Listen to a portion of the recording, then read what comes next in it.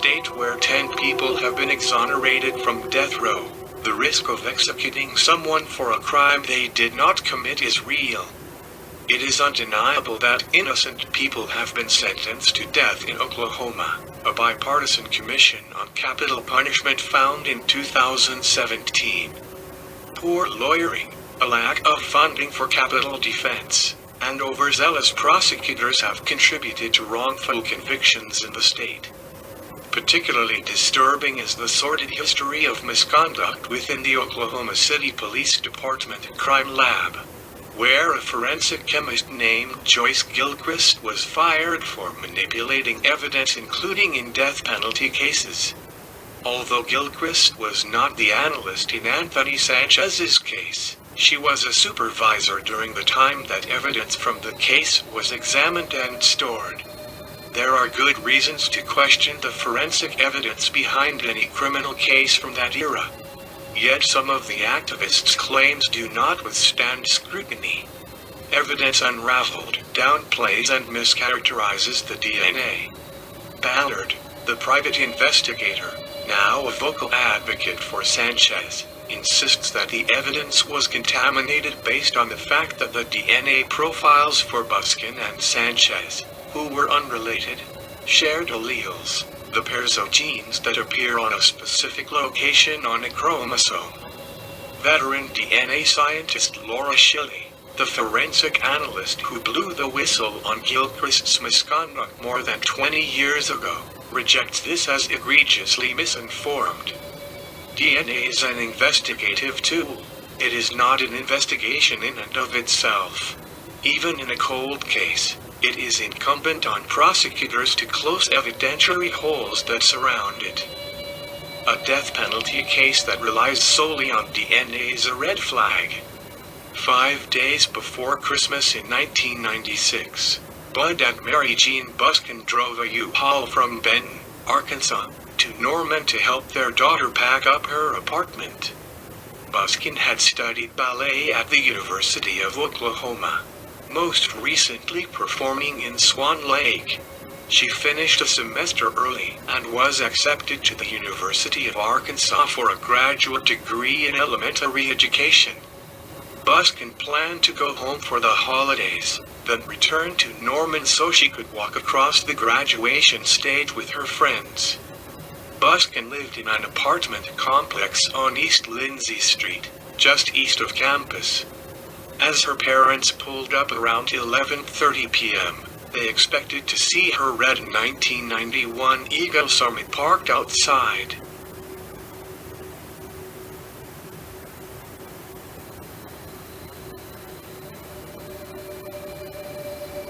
But it wasn't there.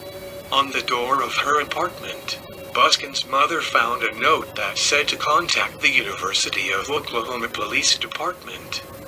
At the station, the campus police chief told them Buskin had been reported missing earlier that day. He also said there had been a body found at Lake Stanley Draper, a large recreation area 15 miles north of Norman. He asked the Buskins for a photo of their daughter, then stepped out of the room. When he returned, he broke the news. The body at the lake was Julie. She had died from a gunshot wound to the head. News of the murder shocked the college community. Some 300 people attended Buskin's funeral, and a scholarship was swiftly established in her name. Meanwhile, multiple law enforcement agencies began investigating the crime, including both the Oklahoma City and Norman police departments, along with members of the University Police, the Oklahoma State Bureau of Investigation, and the FBI. The overlapping efforts did not ensure all leads were followed. In the days after the murder, multiple tips to police were apparently missed, including calls from eyewitnesses who believed they saw Buskin's car on the morning she disappeared.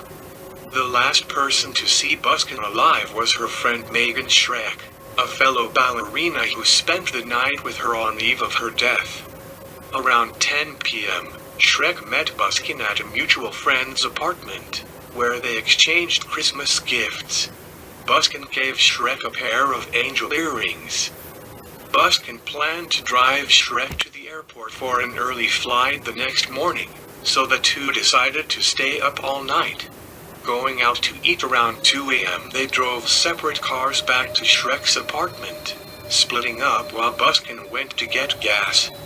Years after the case went cold, Shrek told a reporter that Buskin seemed to take a long time filling up her car, and that she noticed a man's name on Buskin's cell phone when she finally returned. For years Shrek wondered if this was important. When she was called as a witness at Sanchez's trial, however, the name on the phone did not come up. Instead, Shrek testified that Buskin showed up with a cappuccino, then took a nap before heading to the airport before 5 a.m. She drove me to the Delta check-in, Shrek said. She dropped me off and that was the last I saw of her. At the autopsy, the medical examiner noted that Buskin's blue jeans were undone. Her underwear was soiled and slightly rolled down. There was bruising on her thighs at labia and a small scrape on her anus. Her hands were bound behind her back by a black shoestring ligature. She had been shot at close range. A significantly distorted, small-caliber projectile was recovered from her skull. A ballistics analyst said it came from a .22. Yet the murder weapon was never recovered. Neither were a number of key items, an opal ring belonging to Buskin, as well as a radar detector, small stereo, and cell phone she kept in her car. Although phone records would provide critical clues, dozens of calls were made from the device following her murder. They did not lead to a suspect. Evidence found at the lake was largely inconclusive. Shoe prints leading to the spot where Buskin was found were not documented before the wind filled them with sand overnight, rendering them useless, as one evidence technician later testified. A discarded beer bottle and Coke can were examined for prints but yielded none. Other items were disregarded, like a small purse found in some tall grass. It was red, with a square pattern that looked like a Native American design. The sun kind of glimmered on it, the sergeant who spotted it testified. It was something that didn't look like just some trash laying there. The purse contained what appeared to be drug paraphernalia. A plastic-tipped cigar, 2 brass faucet screen aerators, and a pair of razor blades, along with a small jar of Carmex lip balm. Authorities decided the purse had nothing to do with the case. But one item found a few feet away would prove vitally important, a crumpled pink dance leotard. It was marked with Buskin's initials, and according to a forensic analyst, it was stained with semen. Not long after Buskin's murder, there was another attack at the lake. On the night of December 29, 1996, an 18-year-old woman was assaulted by a man in a 7-Eleven parking lot nearby. He forced her inside his car at knife point, struck her in the face, according to a police report, and drove to Draper Lake. He told her to cooperate and you won't get hurt, ordered her to pull down her pants, and sodomized her. The man was described as 6 feet tall and 180 pounds, between 31 and 35 years old. He had a medium complexion, medium build, and brown short, shoulder-length hair. The victim briefly got a hold of the knife, according to the report. After struggling over the weapon, she managed to flee to the nearest building and call the police. An OSB letter to the Oklahoma City Police Department reported that an auto search had been conducted of the CODIS database, seeking a match between a forensic item in the Buskin case and a sample from a man named Anthony Sanchez. Prosecutors were familiar with Sanchez. In 2001, he had been accused by an ex-girlfriend of rape.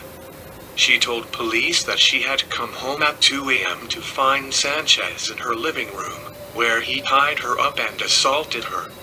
Sanchez insisted it was a false allegation and the rape charge was ultimately dropped. Sanchez pleaded guilty to burglary. but there was one detail that leapt out from the police report. The girlfriend said Sanchez had tied her up with shoelaces. Sanchez swore from the start that he was innocent. He said he had no idea how his DNA would have ended up at the scene, but he believed it could have been planted using evidence from the alleged rape. As he tells it, he had never heard Buskin's name until two detectives came to see him at the Lawton Correctional Facility, where he was incarcerated on the burglary charge. After he refused to speak without an attorney, he was escorted back to his cell. It was the prison guards who told him that he was a suspect in Buskin's murder. Nonetheless, Anthony Castillo Sanchez was executed on September 2023, after spending years on death row, Oklahoma.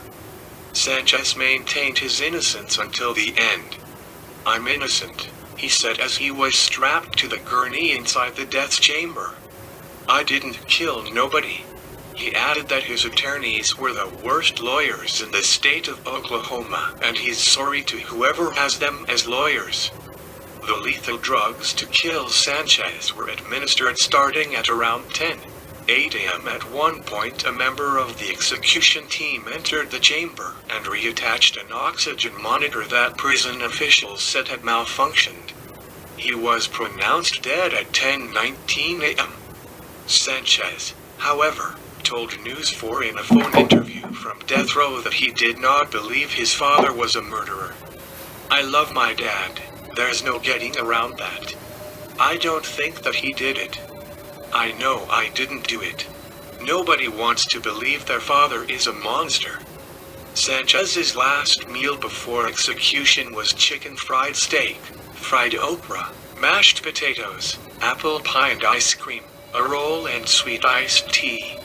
Sanchez was the third person executed in Oklahoma in 2023. Oklahoma resumed carrying out the death penalty in 2021 after a 6-year moratorium prompted by concern over its execution methods.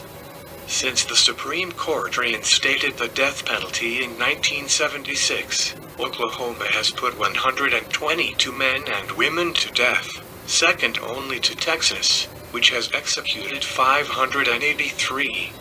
The state is considering, along with Alabama and Mississippi, the use of nitrogen gas asphyxiation as a first-line method of execution. Thank you for watching Death Row.